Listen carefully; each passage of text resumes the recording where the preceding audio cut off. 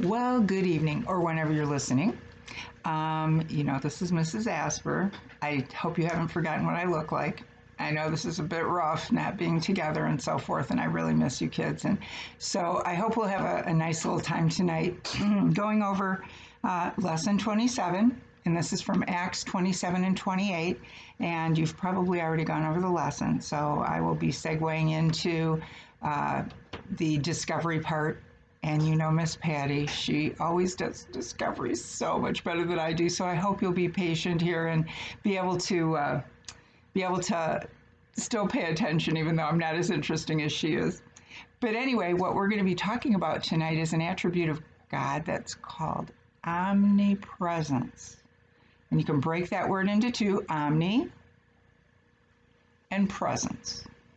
That means he's everywhere. Doesn't matter where we are. We could be underneath the table, could be in our bedroom, sitting on our bed, could be at school, could be wherever. He doesn't have any limitations whatsoever. But the most important thing is not just that he's everywhere, but that he's always with us. That's the real key. He's always with us. You know, Satan, he can only be one place at one time.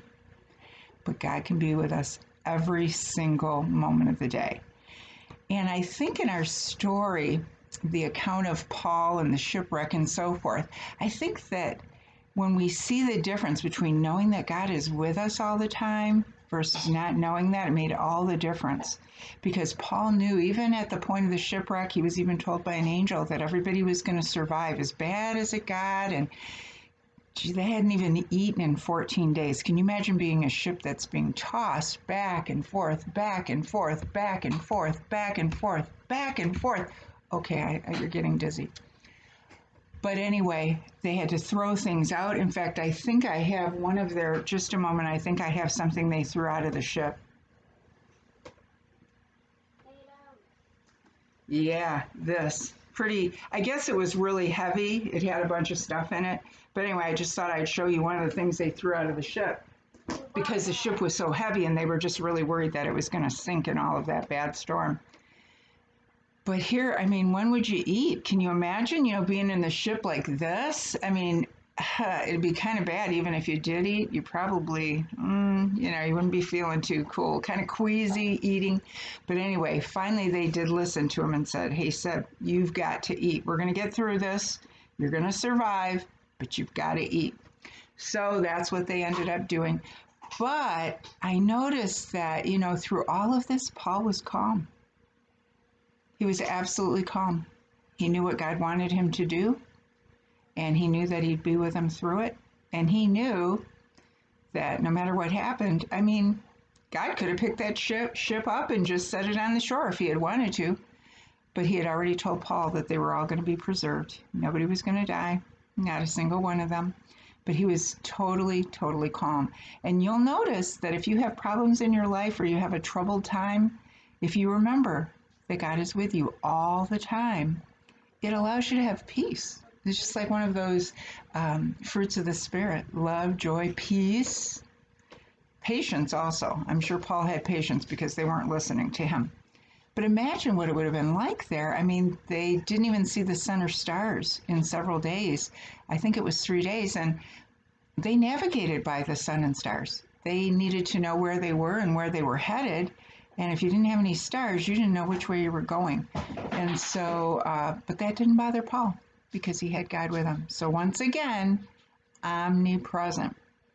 If you've ever played, I think this is kind of neat. If you've ever played hide and seek, you don't want the other person to find you. You like keep hiding in different places and maybe in a shadow somewhere or whatever. They found you. Anyway, so you don't want the other person to find you, but it's different with God. When you look for him, he wants you to find him. Isn't that neat? He wants you to find him. And so anyway, what I wanted to do was go on to the map. And you can see behind me, I stopped at a little village, just to get more information about Paul and so on and so forth. So, and they had this lovely candle so that I could see my notes here and everything, and told me about that told me about this. So they gave me the history on this being thrown out of his ship. And fishing gear. I mean, can you imagine? They must have been pretty desperate when they threw their tackle out on that next day. They probably figured, what do we care about the tackle? If we don't survive, it won't matter whether we have it or not. We won't be able to fish anyway. But anyway, so I just thought that that you might like to take a look at that map, see how far he went. See how far he went, all these ports and everything that he went through. Get yours though, because this is backward on the screen. And then at the top, if you'd like to see like a little kind of a cartoon rendition of his shipwreck, the link is right there, and it might even be clickable. I'm not certain, but I'm going to put it in a file. And if it comes up, I mean, obviously, if you print it out, you have to copy it onto your screen.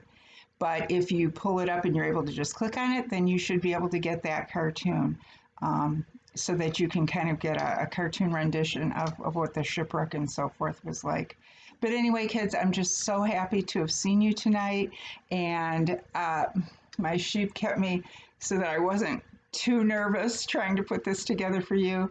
So I just hope to see you very, very soon. And just remember, God is omnipresent, always with us. Doesn't matter what, going through all the troubles, we're never alone. Even though we're supposed to be holed up in our houses and so forth, we're never alone. He's right there, guiding us, protecting us, and loving us. So till next time, I have to turn this off. God bless you.